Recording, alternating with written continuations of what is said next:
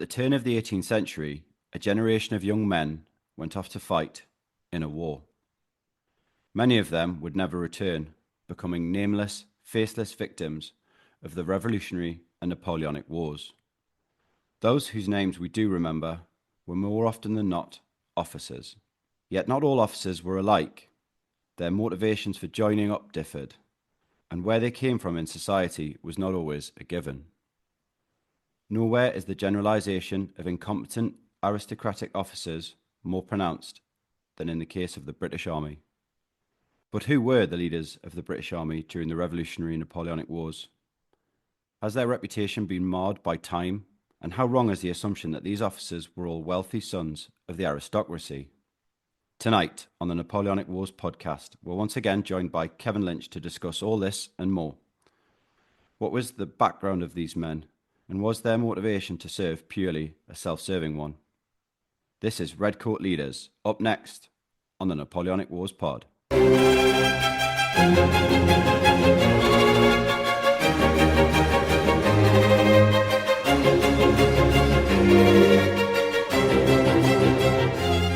Hello and welcome back to the Napoleonic Wars pod, where the roles have been switched. As you've heard, our redoubtable quartermaster, Mr. Telfer, has done the sexy intro for us as we return for another installment of our long-running series on the British Army during the Napoleonic era, or rather more like the long Napoleonic era. Kevin Linch once again returns, Associate Professor of Modern History at the University of Leeds.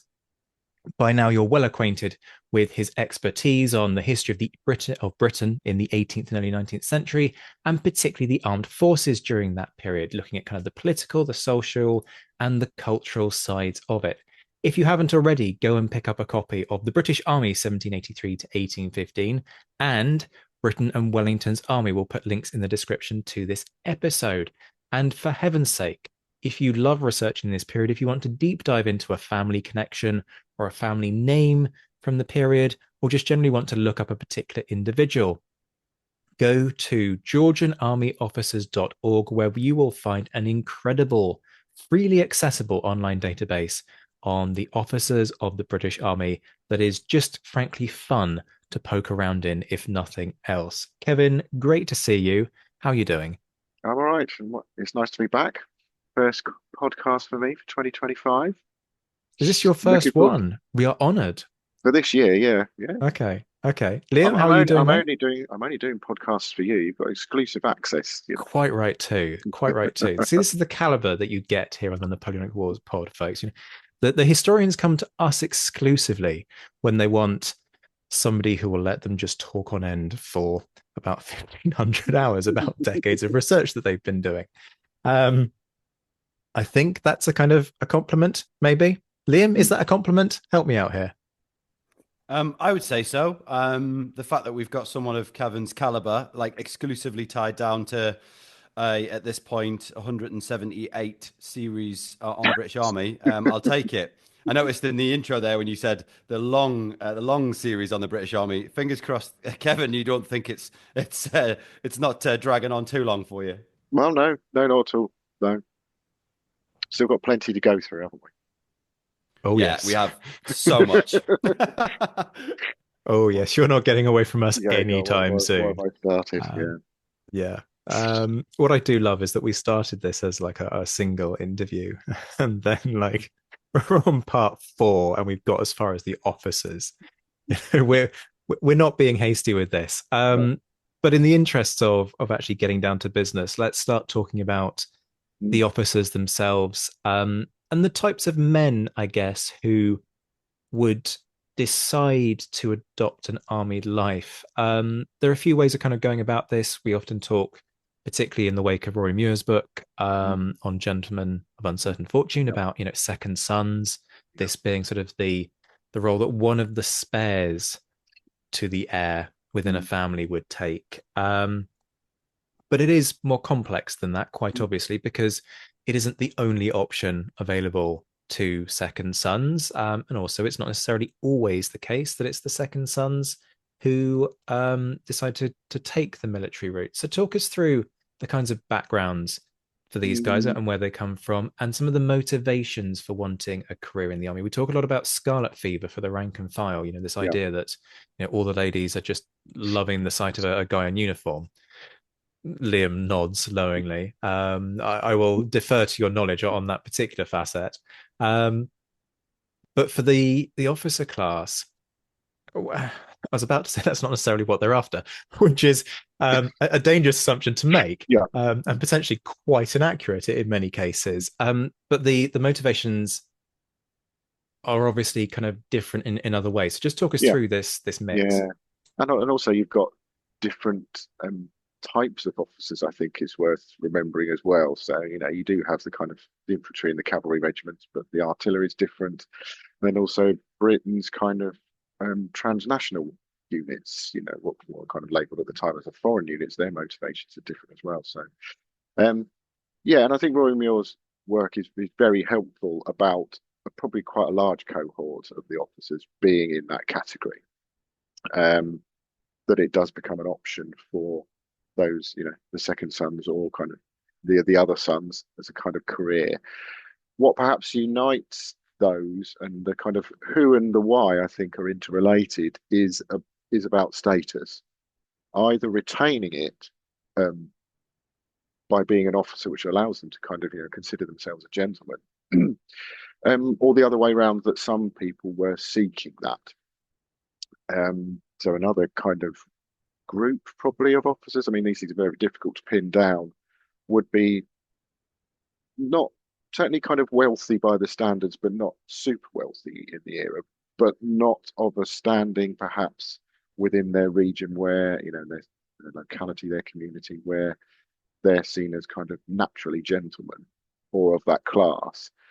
Having a son become an officer can be a way of advancing that claim, if you like. So it could be that they are from banking, merchants, people who still work for money, but it's not manual labour.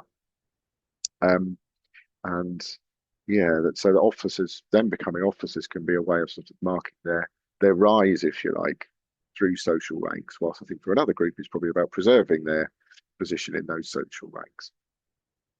So there's a lot of that kind of going on, I think, in army officers. And there are some, I think there's other specific cases as well, which overlap a little bit with those. Certainly there's military families, I think, where there's kind of traditions of military service as officers that are passed down from, father to son. And it's not just the second son, it is the first sons that go in, if not all of the sons going into the armed forces. And that's their kind of, that's their role. That's how they see themselves. Some of those have very, very long traditions that go back, to the 17th century. Others are kind of sort of making those and become kind of, that's what they do, that they have these military families.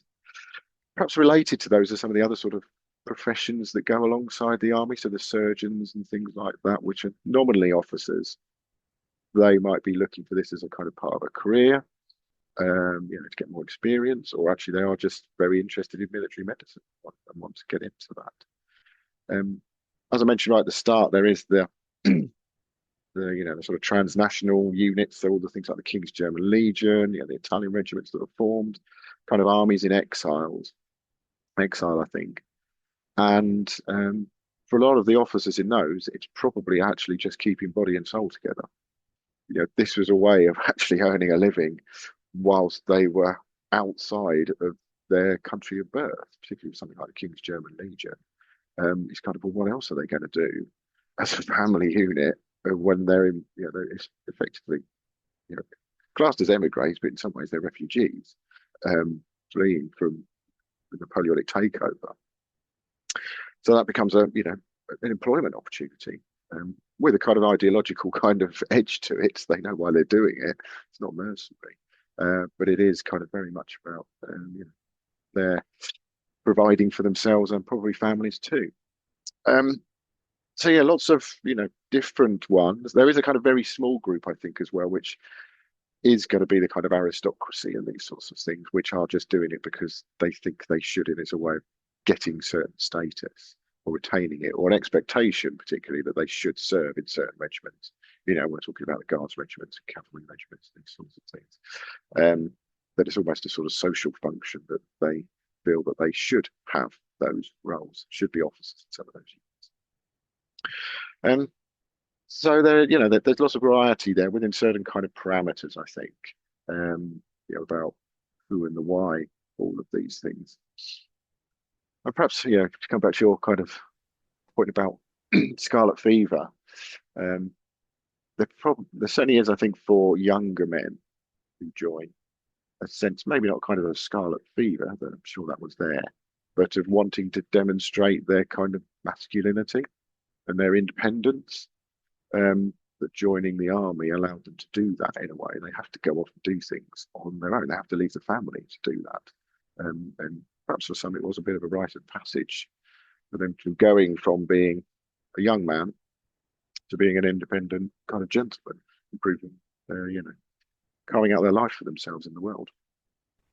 Kevin, I just want to pick on a group that maybe you haven't mentioned there, and it sort of came to mind as you were talking, and that is sons of the church, sons of vicars, parsons, etc. And I'm sort of thinking that they probably sit somewhere, maybe somewhere in between, or possibly closer to the sort of merchant class sons, if you will. What would your thoughts be on that? Yeah, I think you're probably right that they do, they can probably move in social circles of gentlemanliness, but probably aren't quite as independent as some other gentlemen would see themselves. So they are having to kind of earn a living through the role that they have. Or at least they get a salary for it, and then sometimes they'd be paying other people to do that role as a vicar. But I think as the sons, it could be a way of, a different option for them, for besides actually following their parent, their father into the church, to then to look at the mandatory. And then also there is the kind of clergy in the armed forces too, as well. A very small number, but there is that option there too for those with that kind of background, perhaps to consider of that. So I think you're right that they are, they fall into that group of the sort of, if you like, upper middle class kind of who would want to step in, perhaps looking to ways of stepping into a, feeling that they're a gentleman by having sons in military service. And to what extent does this change over time, particularly as the army has to expand? Do you sort of see, particularly from on high, inverted commas, quite what on high constitutes will obviously be different. Your Wellingtonian perception will be different from your politician's perception, and so on. But is there sort of I'm sure there is a preconceived ideal of what your perfect British officer might look like in terms of his pedigree versus reality, sort of that penny of reality dropping with a resounding clang, where they sort of realize, no, actually, let's just get some guys in who can actually lead these units, because otherwise we're not going overseas. I suppose when you read some of the guidance for officers and these sorts of things, there is a kind of, you can sense an expectation about that they're meant to be gentlemen before they even arrive. The reality is that they're not going to have the numbers to be able to fulfill that kind of stereotype.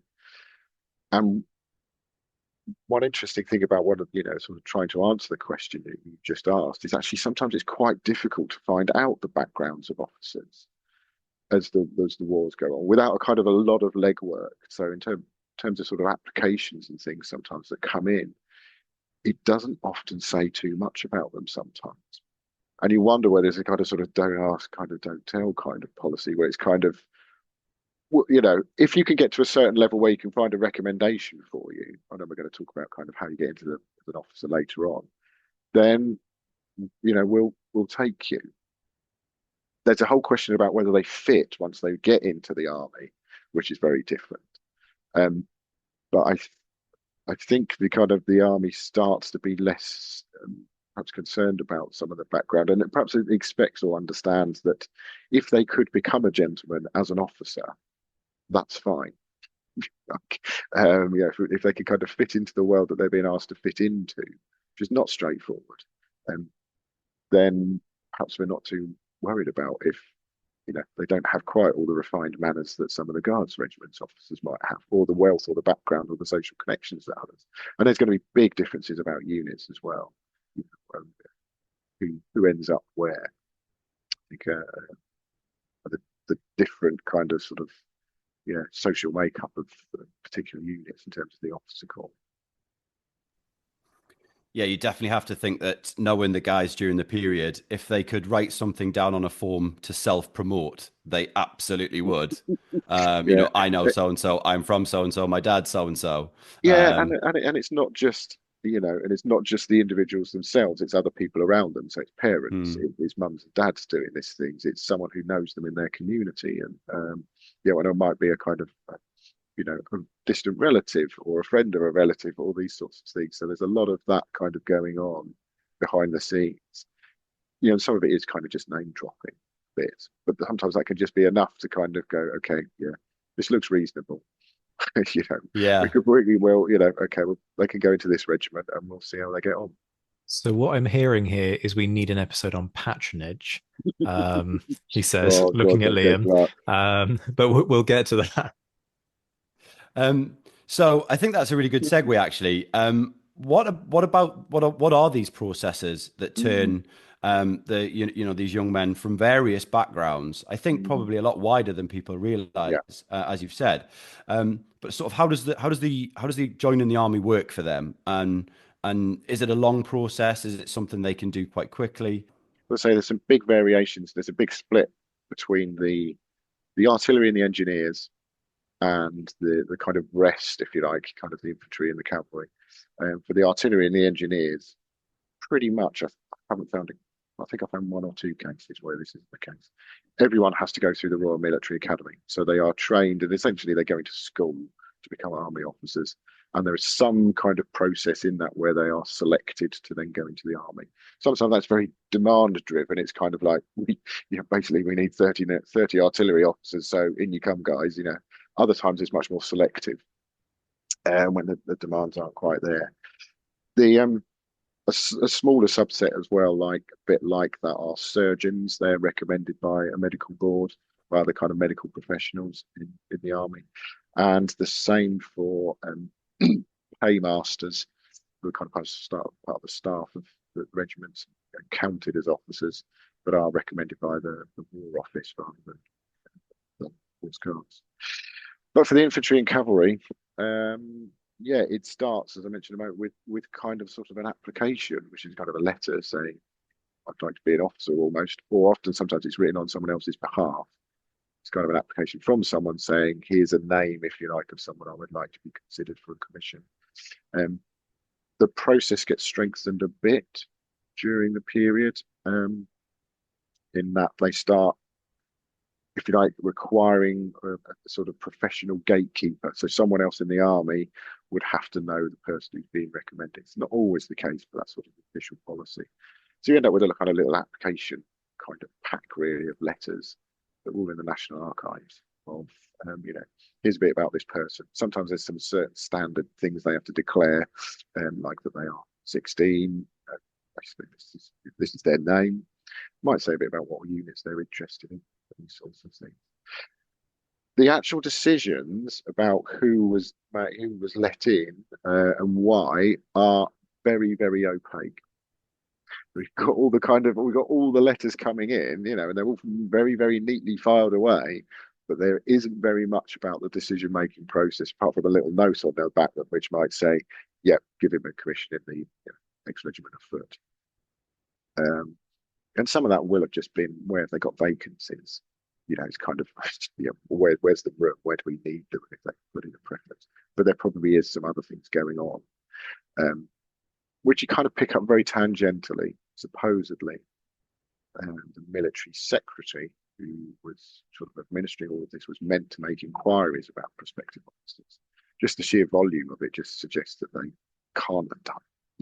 They can't have kind of gone off and found out about the 30 or 40 people that they were being asked to look at every week and get those replies back and see what they said. So some of it you wonder a bit about what's going on. That's kind of sort of the bulk of them. There's other kind of groups as well. There is those that once the military college is set up, the kind of junior school are coming through that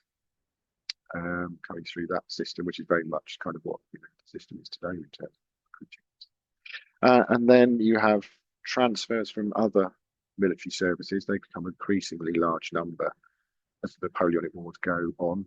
So people coming on, particularly from the militia regiments as officers. Part of the deal is, they bring some men with them, and they get a commission into the regular army. Pretty much no questions asked of their background. Is kind of, they get recommended from the colonel of their militia regiment. And there's a small group which are really interesting, and we know quite little about, which they're called volunteers, which is really confusing because there's lots of volunteers in the British Army in different ways. This term gets used a lot. But for officers, they serve with the rank in the ranks, not taking pay, but are kind of almost there as if a vacancy comes up, they will almost get like a field commission, I suppose you'd call it now. So they're on hand, someone's been killed, a lieutenant or captain or something like that, which means they've now got kind of everyone else gets promoted, and they've got a gap at the bottom, and they've been kind of commissioned actually at the scene, having already been with the unit. And there's usually, yeah, a few of those kind of in the army all the time, particularly when it's on campaign. And they're kind of quite a different sort of entry point, I think, into the army from the others. I think it'd be really interesting to sort of do some more research into these, because I think I've heard them termed gentleman volunteers.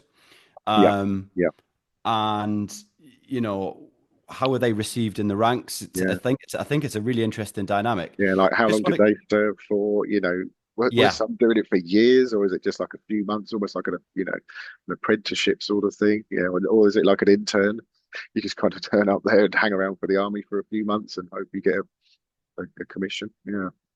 yeah. And I wonder if any of them ever turned it down, if it took so long and they're sort of well bedded in with their own Yeah. company. Maybe I don't know. I just want to quickly ask, with those applications, are they all held centrally by horse guards at this Yep. at this time? So So, that is, yeah. yeah, there's an enormous resource of them, which are now in the National Archives. They aren't indexed by name, but it's all by date. Hmm. So, but once you've got the date of when someone joins the army, you can then go and have a look at this sort of it's a little bundle, really. Almost of kind of usually a couple of letters. Sometimes they're very detailed. There's a real case being made for them. Other times it's just, this person wants to join. Here's their name. This is where they are. Signed Major General so and so. And it's kind of, okay, they're in. I mean, if folks are kind of thinking, well, how the hell do I make use of that? The clue is very much in what I outlined at the start of this episode, folks. You go to georgianarmyofficers.org, you find out the date at which said individual joined the army, and then you work backwards from that and go into this is why historians produce databases. This is what it's all about. So there you go.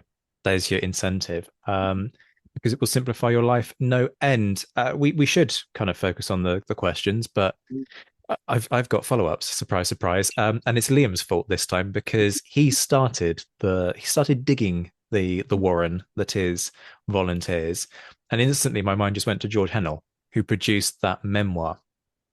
Now, as with any memoir, all kinds of questions about how much of it can you kind of take as given. I mean, even the diaries get edited and sort of rewritten up post-war. So something that's more sort of memoiristic is even more sort of challenging. But what do you make of Hennell's experience? I mean, it's difficult, right? Because you've only got a couple of things to go on, so you're inclined to sort of put a lot of emphasis on, look, we've got this guy's experiences, and maybe that helps us to understand it. But for folks who aren't familiar with the volume itself, it should be available on eBay or Amazon or whatever, pretty easily. But Hennell goes out basically around the time of the big sieges, and he's out there. He's got the sort of recommendations. He doesn't seem to talk much, from what I remember, about associating with the rank and file. And this is the thing that I find really curious about that divide. And I suppose it leads us into a sort of a question, and this is turning into about 20,000 questions in one, about how the rank and file perceived their officers and whether or not they liked the fact that they had this gentleman volunteer who could mess with the officers but fights alongside us. And we've seen how he handles a musket, and he does not know what he's doing. But now I've got to call him sir, and I've got to let him give me the orders in battle. That I find that curious. Do we have anything that kind of helps us to unpick that? I think the short answer is kind of no. They are, it is a really difficult one to get at, I think, about these people. A, because the numbers weren't huge as well, but also they, as you sort of outlined, they work in this kind of sort of liminal space where they could be in either world that they wanted to be, perhaps. And that might depend on their, how much financial clout they've got behind them. How much money they've got in their back pocket and stuff, whether they can afford to mess with the officers, whether they can't. Um, and also the unit as well. I think there would be different cultures about this in particular units. Yeah, it is a really tricky one. Particularly, we've already got this kind of one example. Now you can kind of find other ones in some of the records where you can see, oh, actually, this person was taking pay as a private, and then they're listed as a volunteer, which suggests that they needed the money. So perhaps their experience was very different from Henshaw's. But yeah, much beyond that, it's kind of imaginative historical reconstruction, I think, about what their lives would have been.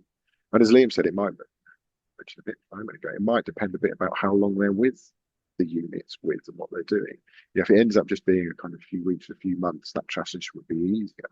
But some volunteers, you just don't know. They could have been there for a long time. And making that transition is going to be tricky. Though which say it's not. I mean, on the sort of thinking about other groups like that, there obviously are the people who are NCOs that they do on the go and get promoted, do and get commissioned. So it's not that sort of transition doesn't happen. Perhaps a lot might depend on the regiment as well, I think, and the sort of clubbiness of the officers and how they are, what their culture within the regiment in terms of its relationship between the officers.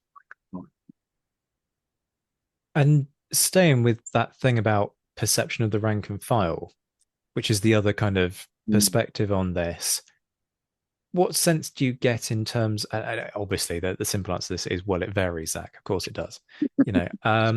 But what do the rank and file want? Because I feel like we have quite a good handle on rank and file expectations of each other through the work of people like Edcast.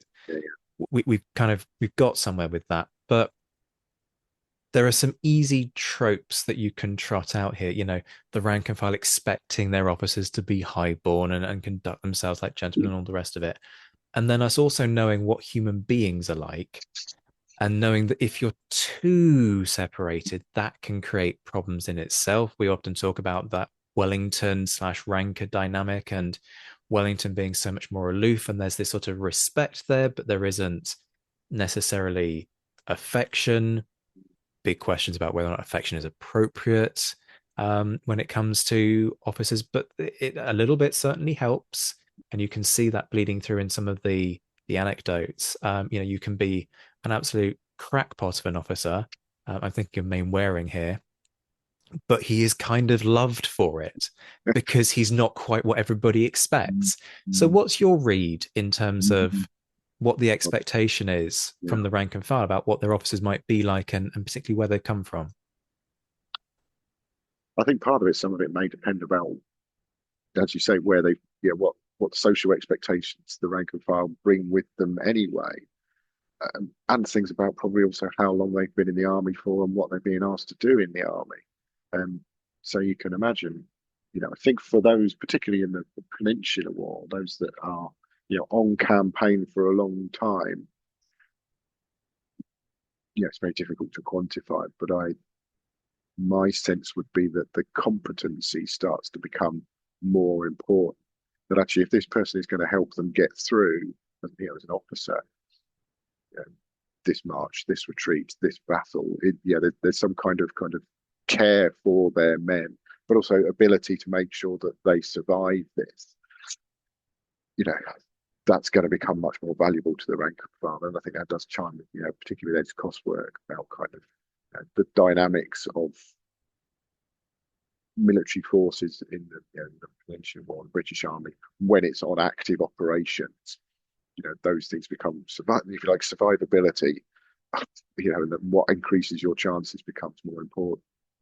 Um, but that's not the experience for all the rank and file. There's plenty that are just sat in kind of garrisons for a long time, or kind of in, basically kind of occupation duties. And some of those maybe, well, actually, I'm quite happy that we're being left alone by the officers, and that aloofness is fine because we can just get on with things, I don't want kind of somebody's too involved in our lives because kind of things work the way they are, and some of that may be kind of they don't want too much attention on grey market, kind of black market activities, which are supplementing their income so that they can survive in the environment that they're in. So yeah, I think a lot will depend on the sort of situation and circumstances. I think about the what the what rank and file did. They also do think those that did, John Cookson's work pretty good on this. Those that were kind of campaigning a lot did notice different styles of officers as well, and were quite conscious of the kind of there's a difference between those that are the kind of come on guys, leading from the front, and the ones at the back who are going go on guys, and the dynamic there, which is kind of they probably prefer the one that is kind of the come on rather than the go on ones. But that I think is kind of more about that sort of combat experience and feeling that there's an equal share of the burden here, rather than just being ordered about by officers. But that, I think is specific to those places where there's combat operations. Yeah, I love that. I love that come on, go on thing, and that's certainly something that is discussed. It certainly was discussed during my time in the army. Some things don't change, do they? No, exactly. And I'm glad you both mentioned Ed as well, because I think these guys really would raise some interesting questions when it comes to unit cohesion. But I do want to steer us back vaguely towards the question sheet, if I may.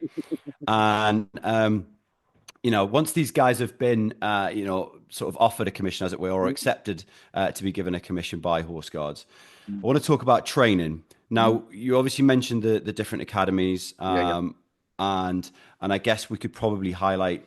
I don't want to necessarily say just the bog standard line infantry and cavalry, but what are the established training methods for these junior officers? And I guess, are they standardized anyway? Is it up to just each individual colonel?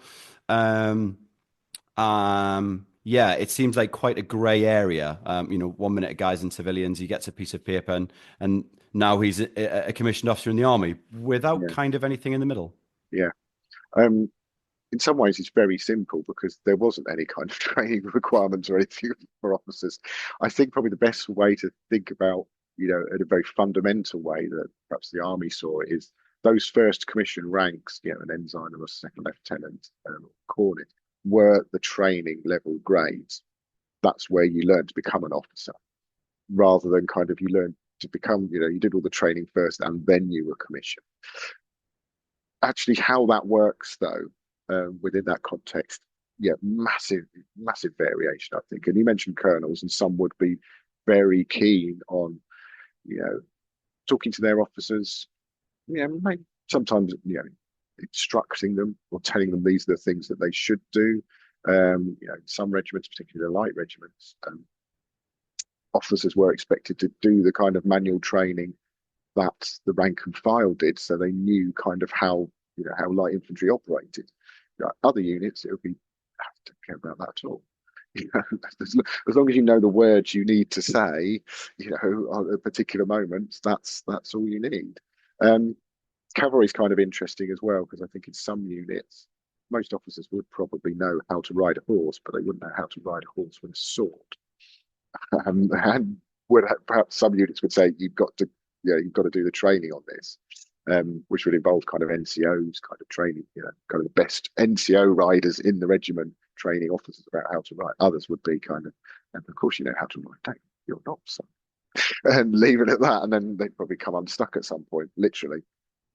The other side of it, I suppose, is besides the sort of institutional, kind of sort of structure, institutional aspect, is actually officers wanting to do it themselves, feeling that professional is a tricky word to use in this period for this, but kind of it's almost like self-development. But now they've decided to do it. I'm going to go and get some books about this, because there's loads and loads of books about, how to be an officer, guides for junior officers and all sorts of things. So there's a market out there kind of commercially for officers to go off and buy these things. Anyway, that chimes with sort of their status as a wanting to be a gentleman, or either they are a gentleman, that their education is something they are responsible for. They can see the context that they're in. Right now, I'm in this job. I should know about this in this role. But they do it themselves. So there is a big market of kind of guides, books for officers. It does mean, of course, that it is completely patchy about whether these things happen. One thing we don't know, perhaps we'll be able to find out a little bit more now we do have this massive database, is actually what happens to those entry rank commissions. How many of them actually do go on to get promoted, or how many of them leave the army? And is that kind of perhaps some shortlisting going on, some whittling of kind of those early ranks, whether it's the person themselves deciding, this isn't for me, or actually some of them being asked, I don't think this is the career for you, and they're very quietly moved on. We don't really kind of know, robustly enough about what's going on there, but it's certainly, you can see officers sometimes junior, those very first commissions, coming in and disappearing very quickly, which makes you think there's something going on here, which is another selection process, if you like.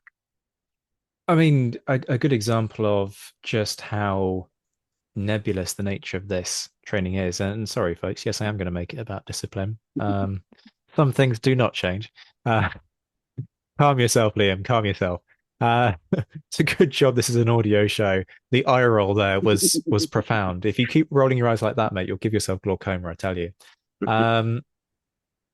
But a classic example of this kind of need to get people up to speed quite quickly is the fact that these guys officiate on trials, and ensigns are absolutely called to sit on these boards and judge cases. So there is this stipulation that ensigns have to sit, and I should know the length of time, but I think it's 6 months, for a solid 6 months on every single regimental court martial that happens, so that they can get that experience. And there are certain books that they're meant to buy on their way out. But as you say, that doesn't necessarily happen, first of all.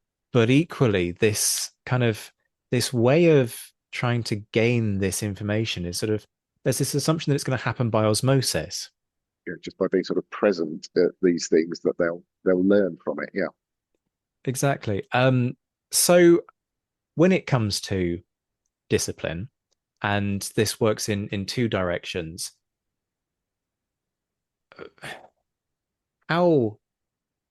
what's your feeling in terms of how rigorously these guys are disciplined as they are kind of learning? And equally, when the thing flips the other way around, do you get the sense that if there's an ensign that you can go to who's sort of very young and doesn't know the ways of the army, that's an avenue to sort of manipulate the system a little bit to your advantage if you've done something wrong as a member of the rank and file? I think in terms of how much sort of oversight there were on those officers, in a sort of are you doing your job kind of disciplinary perspective. God, I've got to say the same answer as I kind of usually do. I think so much of it is dependent on the regiments and who's in charge of it. I think, and those kind of the officers that are kind of in charge of running the regiment, those field regiments, field ranks, the majors and the lieutenant colonels, them setting the tone for those kind of things very much. And it can change very dramatically when those officers change. I think about how involved they are in, the officers' sort of oversight. And some of that would be kind of very fixed on, they must be able to do things and expecting them. And I think a few others would be that they are much more about developing those officers, will support their development. It's so much, it's kind of personal, I think, there. Yeah, with the sort of rank and file taking, sort of liberties, if you like, with the junior officers who don't know too much about the system. Yeah, kind of feels like it's almost inevitable, really, that that would happen. Um, and you could imagine the rank and file kind of having that intelligence about which of the officers to go to about certain things very quickly because it shapes their lives so much. Um, but then those ensigns, those junior officers, aren't operating in kind of isolation.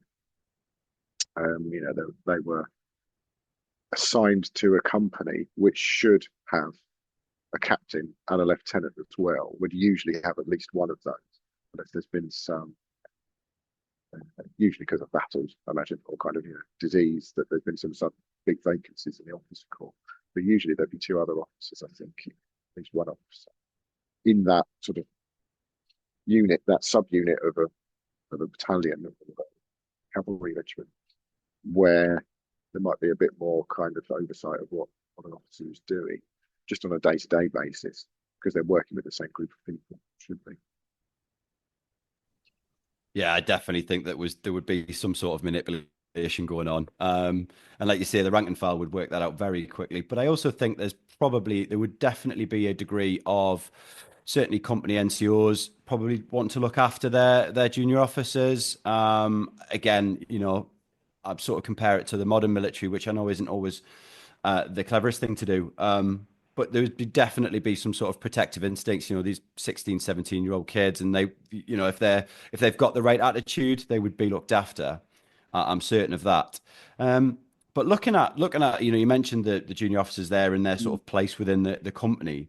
How involved were they in I guess, the day-to-day administration, Mm, for example, of an infantry company, or a cavalry squadron? yeah, And I guess how much does that change as they advance up to captain, as they advance within that kind of lower regimental rank, if that yeah, makes sense? yeah, yeah. I mean, technically, captains still had an enormous kind of financial and kind of sort of logistic responsibility for a company. And you still see them being referred, when they become captains as captains of a company. It's not quite proprietorial, but it's still sort of encoded in there that they're the ones who need to sign off on a lot of things. For conscientious officers, those captains and then lieutenants, which is those who would be doing that job if the captain wasn't there.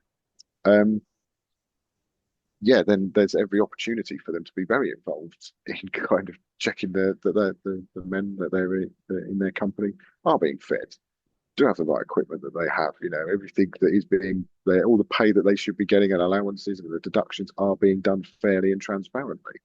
Um, Others, perhaps quite a few others, wouldn't be bothered about that at all. And, one would be leaving that to perhaps the other junior officers or even to the NCOs. And it's just their name just goes on a piece of paper at the end. And they get they take their pay and these sorts of things for it. So I think that's it's about the character of the officers allows the individual officers allows them to kind of behave in a way that perhaps they want to. Bits of it will also be again about the regiments, I think, and what sort of expectations being set higher up about, uh, yeah, the sort of care, personnel management roles, if you like, of army officers and how far they go. Um, yeah, and again, sort of circumstances, I think. And we haven't really talked about, obviously, we talked about sort of officers being with their regiments and doing all these things. One of the other issues about officers is absenteeism, that some of them just wouldn't be there at all. And, they'd be off on leave, these sorts of things. So, yeah, I think that the experience would be quite varied. But the expectation, I think, was there that we should be doing these things. And a lot of some of the guidebooks for junior officers are trying to explain, particularly how some of the really complicated financial arrangements work for the rank and file about the pay that they get and the deductions that come off, what things you can claim for, and how often you should expect to be getting certain kind of union forms and these sorts of things, and just how to request all of that from a big army bureaucracy, and also we talked about before, it's spread across the globe. So sometimes you have to do this kind of via paper, and it's going to take a long time before you can get the right bits and pieces back that you want. Hmm. Thinking about that, and we've mentioned it a couple of times now about that sort of depends on the regiment, and I know we touched Mm, on it earlier a little bit with sort of regimental reputation. The again probably slightly tropey, but the reputation of the Guards, the Household Cavalry, some of the light cavalry regiments, and certainly the reputations of some of the line infantry regiments as well. I guess during the period itself, sort of how well were these reputations known, and were there units that junior officers or sorry potential junior officers would be like, oh yeah, I really want to get with, I really want to get in there because they'll develop me, they'll look after me, or I really want to get in there because they are the most fun and they have the most mess dues and stuff like that. And I'm sure that kind of web existed. yeah, But what's your sort of sense of that? yeah. I think you're right that there was that. Um, it's tricky to sort of pin down and find some of the evidence for it. I think certainly there's an element of officers being aware of what the financial implications of joining certain regiments might have been. So, for the Guards, the kind of mess costs and sort of being an officer in that were huge, way beyond the pay that you got. So for some officers, and kind of, they might be brilliant opportunities in the Guards regiment, and they may even been able to find kind of people that could recommend them for it. But knowing I just literally wouldn't be able to keep up financially with that. And there are the other regiments I think I've seen where um, some of the Scottish regiments and the Highland regiments where that requirement was much less. So you can think actually it's kind of, I don't want to say cheaper isn't quite the right word, but it's kind of more manageable kind of experience as an officer to be in that unit, because they don't have such high demands socially, like, and economically, kind of being an officer in it. And that's before you added uniforms. That's when the kind of light cavalry comes in. It's kind of, expected to be in the hussars. Then you've got to look like one, which means you've got to pay for the uniform. And that sets quite a high barrier on who can go in it. And some people would actually love that.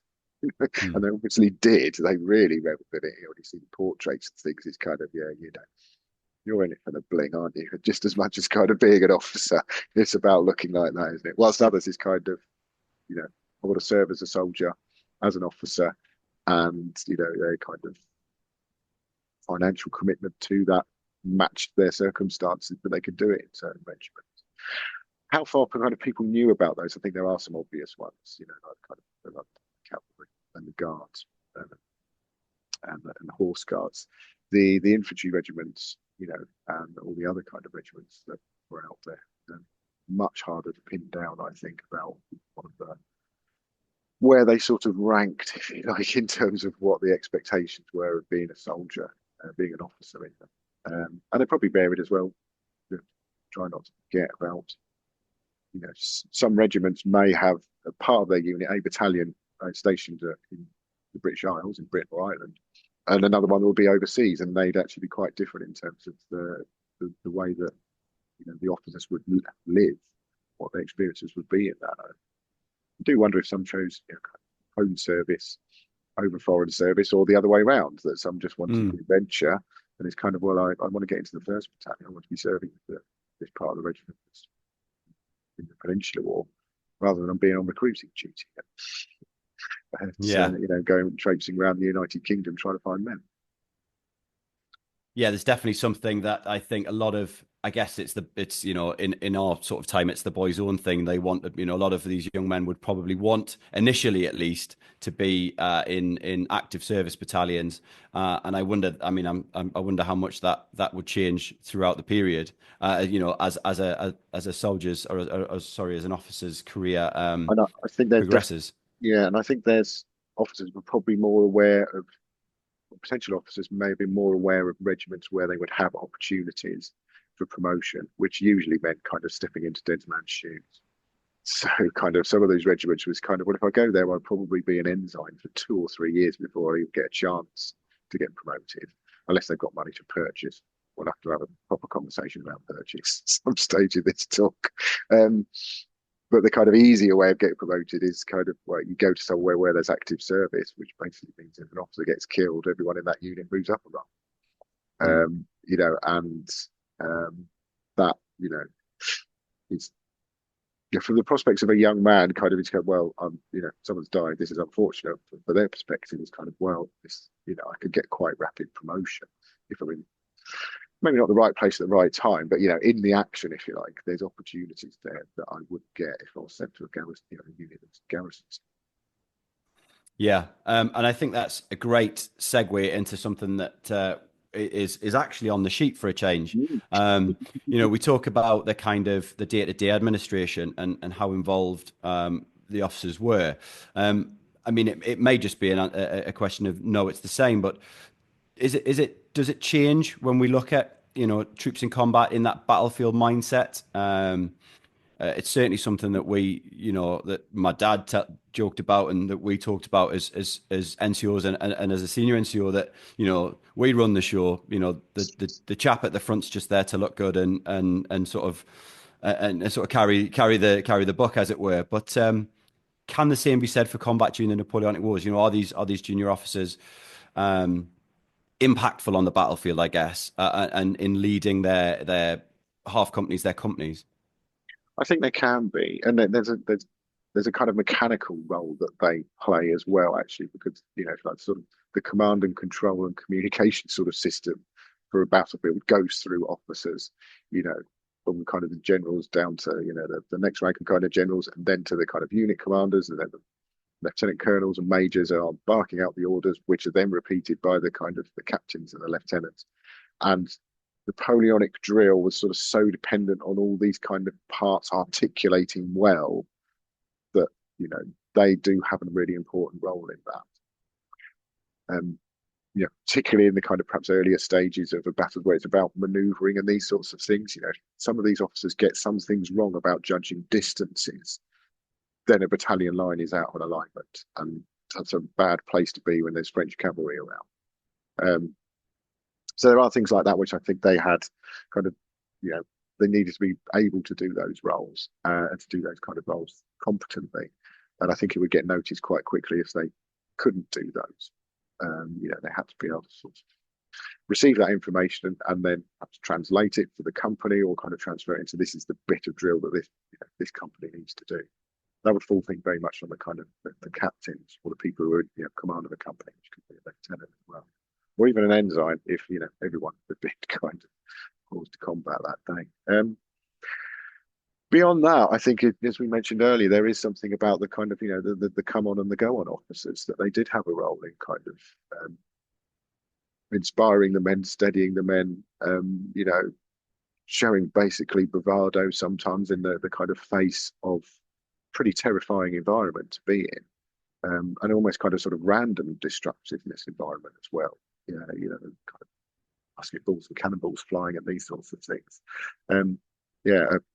A steady guy out the front could make a bit of a difference to some rank and file, particularly if they hadn't been in that experience before. So the dynamic changes when you've got an officer who's never been in it before, and you've got a bunch of guys behind him who have seen it several times before, or NCOs that have as well. There's different dynamics going on, but I think they had a role to play there, and certainly judging by the casualty rates, they were being exposed, and probably quite deliberately, themselves putting them out there, if you like, as having that leadership role there, even if this is kind of not directly in terms of telling people what to do, but kind of some kind of inspiration, if you like, or kind of some exemplar of what is expected in the battlefield environment. So you mentioned purchase, and then amazingly, Liam did the professional thing, whereas I very nearly just jumped straight on the purchase bandwagon and then proceeded to talk to you about purchase. So how long do you want the purchase answer to be? Well, welcome to installment number 7 of our series on how you became an officer. We will now be talking to Kevin about the purchase system. It's so the first thing I suppose to emphasize is that the purchase system isn't constant in the sense that some regulations get thrown in there. But I guess there is, I am very conscious I say this, that we could absolutely do an entire episode just on the purchase system.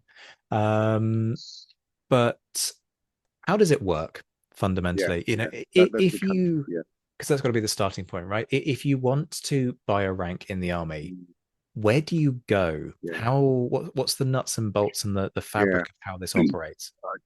I think the first thing I'm going to say about purchase is it's nowhere near as prevalent as people think it was. In terms of that sort of historical view. You could only, and this is where the kind of your question sort of, I'm going to answer your question. You could only purchase a commission if someone was allowed to sell. So actually, the dynamic of it is the other way around from the way most people think it is. You couldn't just buy your way all the way through the ranks of the army. You had to have someone to sell it. And the terms and conditions about which you were allowed to sell are quite restrictive. So one of them is that you can only sell your commission if you purchased it originally. There is not a form of property, but there's a kind of right there. The other one is that the commander-in-chief can, or the king, when there isn't a commander-in-chief, through the secretary at war, can allow an officer to sell their commission under certain conditions. Usually that means that, so an officer could ask to sell their commission, perhaps certainly for 20 years or something like that, or kind of, had enough of the army. And then under conditions, usually it is long service, then that would be agreed, and that would allow that vacancy to be purchased by other officers. So it's quite a sort of strange system in a way. It's not the same as just going out and buying something. So calling it purchase doesn't quite kind of convey what it is. It's more about kind of sort of selling system. It's almost a little bit like kind of the housing market, to be honest. You can't just buy any house that you want. You have to wait till someone's prepared to sell the house that you're interested in, and then you go see whether you can buy it. And that's the sort of next stage about purchase system and how it works is who can actually buy these. Usually, it would be offered to the other officers in the regiment first. So the sort of not quite sure how the notice would be made, but notice would be given that this person is prepared to sell, is going to sell their commission, and then it'll be offered to the other officers, usually in kind of seniority. So if a major was selling their commission, then it'd be the most senior captain would have the chance to purchase it. If they can't, then it kind of works down all the lists, if you like, of all the other captains. That's not always the case. That sometimes you do see that someone comes in from another unit and they've kind of snatched up this deal to purchase that commission. Duke of Wellington's a kind of obvious example of that. The way he kind of dances around regiments in the Irish establishment, kind of like, someone else is telling him that these are available. But there is a kind of another market going on, I think, about an information market about which commissions are available to send. And interestingly, one of the pieces of legislation that comes out of all this is that they clamp down on brokers. They actually make it illegal for people to, if you like, get this information and then market it on to other people, which is the fact that they brought in primary legislation to outlaw it. Pretty good evidence that it was going on. And then there were people who were, outside of the army, who were kind of fixers for people who wanted to find positions, that were for sale that they could then purchase to get their next rank in the army. There's some really interesting bits actually that I dug up years ago. So I'm rambling. I will stop in a moment about actually where the money comes from. Lloyd's Bank Archive, which one of its previous companies that took over is Greenwood Cox and Sons, which were army agents, which dealt with a lot of the military finances, have a lot of records of actually who paid for the purchase. And it's not always the officers themselves. Sometimes it's other family members. They're kind of, because it's a bank, you can actually see the money moving around from other people. Sometimes it's other officers helping the officer out concerned, which is really quite interesting. It's almost like a loan. And sometimes that even happens for promotion from the ranks via purchase, that the officers would somehow club together and get the money together for that NCO, the other purchase and commission. So it's not always as straightforward as it looks. I think it's not just about the wealth of that individual. It can be the networks that they have, support that they have, which perhaps if someone thought they were deserving, money would be found that would allow them to then purchase that commission. That's as brief as I'll go for now.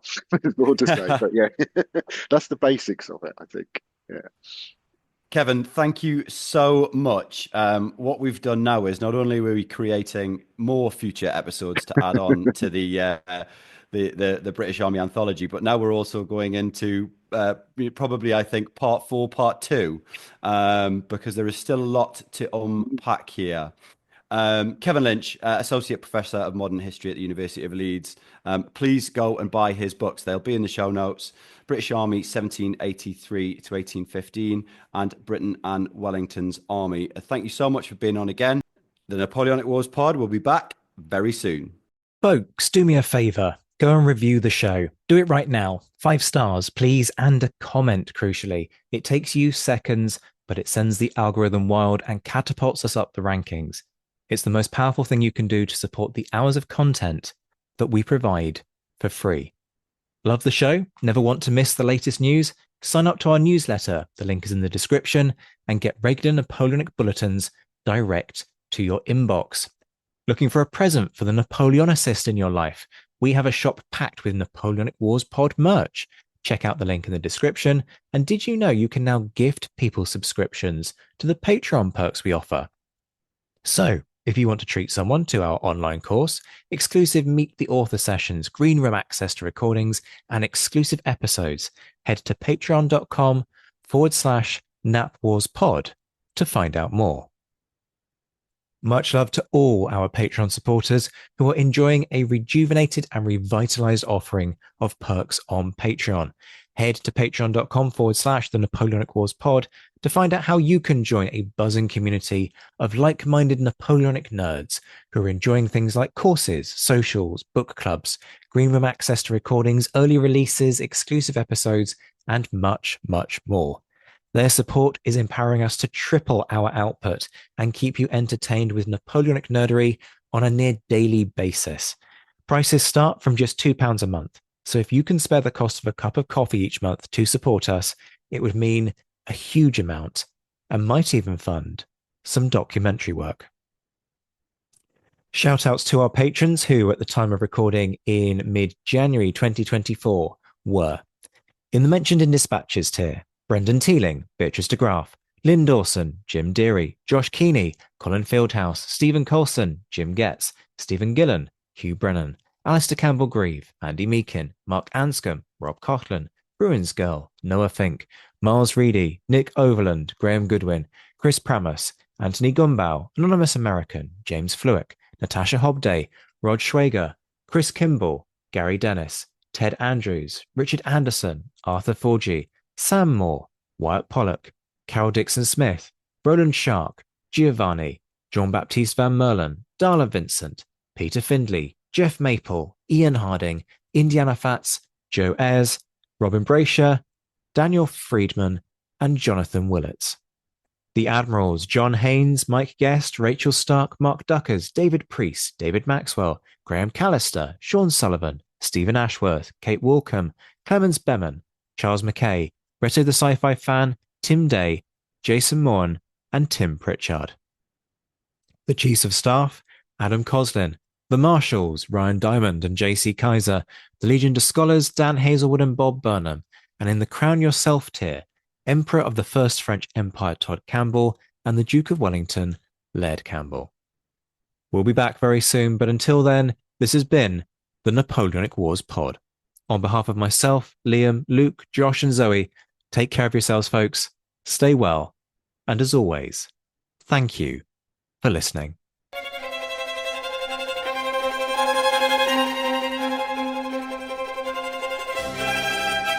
Thank you.